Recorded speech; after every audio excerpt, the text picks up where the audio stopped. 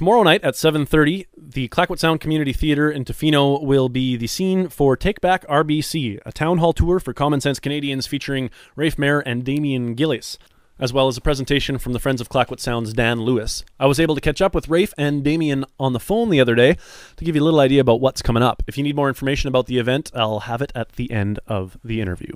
I'm joined on the phone this morning with Damien Gillis, who's going to be here in town tomorrow night, 7:30 at the Clayoquot Sound Community Theatre with a presentation.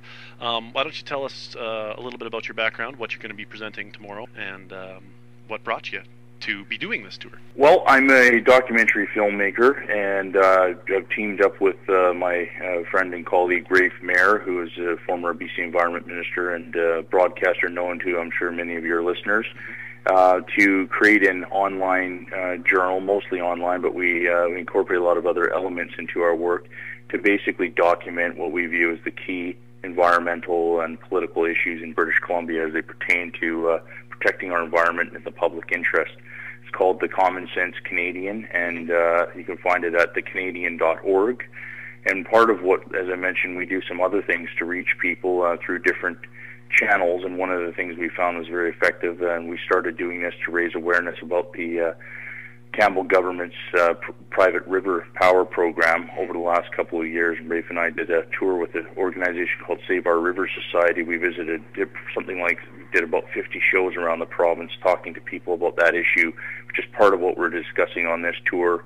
But it's great to be able to go out and meet people in those communities and also involve local groups who can contribute to the discussion on a more local level. But we want to talk about a couple of key big issues that we feel are the key challenges to the future of BC's environment, and those are predominantly this private river power program and our overall energy policy, several proposals for oil pipelines and tankers on our coast, and also a number of issues pertaining to the protection of our wild salmon, which is something that's very important to Rafe and I. I understand you're bringing, actually on those last two subjects, two small documentaries about those issues. Yes, one of them is a local focused. I've been out to Clayoquot Sound both of the last two summers for a few days to document the research that's been done by a group called the Wild Fish Conservancy, looking into the potential impacts from the salmon farms that you have in the Clayoquot Sound region on plummeting local salmon runs. So I produced a short film about basically about their research and some of their preliminary conclusions. They're working now on publishing a paper with those conclusions in this coming year. So that's something that I'll be sharing with the crowd there. And then also a short feature documentary which I produced called Oil in Eden, which is about the battle to protect BC's coast from the proposed Enbridge pipeline, Northern Gateway pipeline from the tar sands that would wind its way to Kitimat and then result in a significant number of crude oil tankers carrying tar sands bitumen through the coastal section of the Great Bear Rainforest on their way to Asia and the United States. And that is a really big concern, I think, for a lot of British Columbians, and that's something that I'll be sharing with the audience as well. All right, so in addition to the films, I assume you're planning a discussion forum as well? Yeah, so we'll have presentations by Rafe and a local speaker from Friends of Clayoquot Sound, and in addition to the films, and then we'll have an opportunity for discussion with the audience, for them to ask questions of our panelist speakers and raise their own concerns as well. All right. So one thing I've found kind of neat about this, reading specifically, I guess, on Rafe's site, actually, is that you don't come out here with a certain, it seems like a certain political bias. Your interest is specifically on environmental issues. It's not vote for the blank party because they have the best environmental policies. It seems to be more like a look at the environmental situation and make your decision based on information. Is that were you a political activist first or an environmentalist first, or how did you end up? No. I mean, you're quite right that our primary concern is protecting the environment and public interest in BC, and whichever political we consider ourselves apolitical in the sense that we're not party political, but we recognize the inherently political nature of a lot of these issues. And in the last election, given basically the key role that this Campbell government has played in destroying our environment and bringing forward these very policies that we're opposed to. We saw tactically no alternative to supporting the NDP in the last election campaign, basically with the view of getting this government out of power as quickly as possible. At this point, it's a different, as your listeners will well know, a very different and lively political landscape right now in BC. So this has actually worked out well. We've been planning to do this. We did about 6 events before the holiday season, and now we're going to be doing probably another 20 to 25 more from here until late spring. And it's a good timing given the political situation right now. I think this is a good opportunity for British Columbians to get really up on what the issues are and put those questions to potential leadership candidates for the various parties or potential candidates for premier in the next election, to find out where they stand on these issues and make sure that they know that they won't get their vote unless they take the right position. So that's kind of what we're trying to do, and we believe that one of the big pieces that's been missing in terms of these issues in British Columbia is having a mainstream media that is actively engaged in the way that Rafe's era was, in terms of holding politicians' feet to the fire. I don't think we're seeing the same thing today. It really has fallen to a lot of more local community media and alternate media, such as what we're doing, new media, to cover these issues.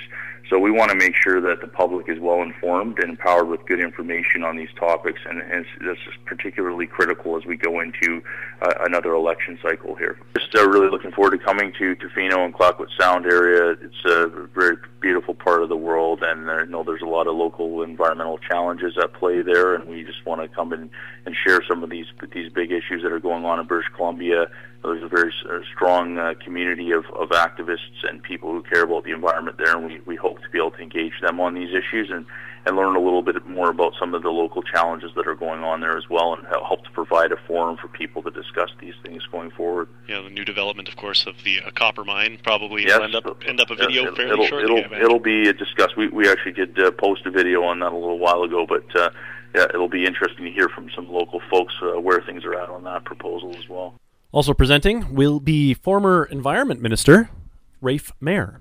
Well, I guess I started out feeling very strongly about the environment when I messed with it too much when I was fishing. I sort of had an epiphany one day when my dad and I went over to Thrasher Rock and started pulling in coho all over the place and putting them all in great big tubs and taking them home, and it suddenly occurred to me that wasn't a very good idea. And I became more and more interested in it, and when I was in government, I was made Minister of Environment, and that included the Fish and Wildlife branch, of course, and I became very vocal about the environmental issues because I felt them very deeply. Very quickly, I stopped the killing of wolves in the north. I stopped the mining and exploration for uranium, and I saved the Skagit River from Seattle Light and Power. So I think I've got a fair track record on that, and I guess really it's I suppose when you get older, you're not supposed to be more antagonistic on these things. But I find the older I get, the more strongly I feel that we're just not leaving for our kids and our grandkids. And I have a great-granddaughter coming up next month, so we're not saving it for them, and it's just not right. And we could do better. Environment Minister, obviously pretty good credentials for hitting into the environmentalist kind of activism movement.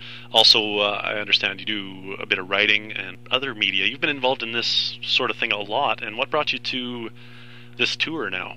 Well, it all started about 3 years ago when you may remember that there was a big fuss about the Pitt River and the use of them for a so-called run-of-river. I hate that term. It's just not accurate. But in any event, they'd held a public meeting, and the company had held in such a small place that the fire marshal ended it, so they were going to a bigger place, and I was asked by Tom Rankin, who was then, and still is, as far as I know, head of the Save Our Rivers Society, and Damien Gillis, whom I didn't know at that time, to go out and speak at that meeting. And I did, and I guess I must have been effective enough for Tom to offer me a job as spokesperson for the Runner Rivers, which I did right up until after the election, when, of course, the whole thing was kind of moot because the bad guys were back. I talked about this with Damien, and I saw it on your website. You come out here not necessarily with a direct political affiliation to any party, but just more of an interest in overall increased environmental awareness within any political party and within people's kind of voting decisions? This is a very, very difficult question, Geoff. I am not by nature a member of the NDP. I ran against them twice and successfully did. And I just, matter of fact, read John Horgan's environmental paper, and I'm horrified at the lack of directness and strength in it. But what we're trying to do really is to get a political party that can win, that is going to feel as strongly as we do about the environment. Now, at this particular stage, in the middle of February, I don't see any third party on the horizon. But we would support any decent party that has a chance to win if they have the right environmental credentials and platform going. Now, the problem with this is the Green Party. And I like the Green Party. I voted for them the last 3 elections I've been in. But they cannot win. And I know they say they can, but the fact is they can't. Every time there's an election comes up, they say, oh, we're going to win seats here and there and everywhere, and they never do.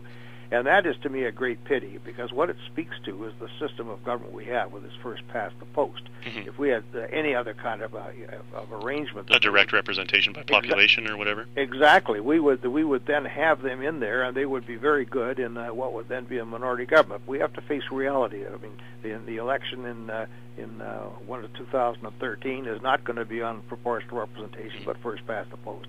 So we are going to support whomever comes closest to what we think are the necessary things to do to save our environment, to stop the problems that have been occurring. Tomorrow night's presentation, Damien's bringing a couple of films. What's your presentation based around? How do you get people fired up? Well, I try to talk about a lot of things. I want to talk a little bit about your line situation, but that's better handled by local people, and I think my point will be that should be a local issue and dealt with at that length. But the message simply is going to be this, and I'll tell you exactly what I'm going to do. I'm going to take what the finance minister of this province, Colin Hanson, had to say, and it's still picked up on the internet by just Googling his name in private power. And he lays out 5 or 6 bases for their energy plan, and each and every one of them is a falsehood. I mean, it's not a mistake or shading the truth or close. They're absolutely false. And I'm going to work that into the talk, and I'm going to tell people what we have to do to stop that. I'm also going to tell them that it's a very, very tough road to hoe, and these sort of issues are not easily won. But I will again remind people that some of these issues have been won, and the one that I was involved in more than anything else, I suppose, was the Command Completion Project. And I'll probably tell them, Geoff, this little anecdote. I was going out to dinner one night with my wife. We're going down to the Lonsdale Quay, and as we were driving down the highway, I said to her, you know, this bloody business, we're never going to win it with Alcan. Those buggers in Victoria, they'll never have the jam. I just sat down at dinner, and a BCTV guy I knew came around and said, oh, my God, we found you. Thank God. What do you think of the news? I said, what news? He said, well, Mike Harcourt has tubed the Command Completion Project. So the point being, you never know you've won until you've won, which means you have to keep on going and not be disturbed by anything that's happening around you. Just keep on plugging away. And dealing with bureaucracy, I guess it's tough. Sometimes you think you've won, and then it's not always the case. Well, we're not dealing really with a bureaucracy here. We can't blame them. This is the politicians, plain and simple. This energy plan. You know, one of the problems I have, Geoff, is nobody will believe it because it's so outrageous. And I have people walking out of meetings. I can hear them overhear the meetings. Well, you know, it was interesting to listen to Rafe, but no government would do that. Yeah. The problem is one government has done that and continues to do that and plans to do it in the future. And that is the hardest thing to get across to people, that this is for real. But if people want a little more of your background, a little bit more of your opinion on a variety of environmental subjects, I know that Saturday night they're going to be talking salmon farms, the copper mine, and the pipeline and the oil tankers. But there's a lot of other issues, obviously, that you address online at your website, rafeonline.com. That's right, and the one that's the important one, I think, for us is the Canadian.org. Very easy one to remember, and I've got to push this. I'm sorry, Geoff, but it is one of the best websites going right now. It's got all kinds of good stuff. We have fantastic contributors. We've got a new cartoonist who you gotta look at him, Jerry Hummel. He's got a good one going this week, and so on. And that's where our outlet is, and I hope people will take a look at that. It's the Canadian.org. All right. Well, thanks for joining us today, and I'll see you Saturday night. It's my pleasure, Geoff. This Saturday at 7:30 at the Clayoquot Sound Community Theatre, Damien, Rafe, and the Friends of Clayoquot Sound's Dan Lewis will be speaking at 7:30. The entrance is by donation. Come on down and learn about the environmental future and your role in it for British Columbia.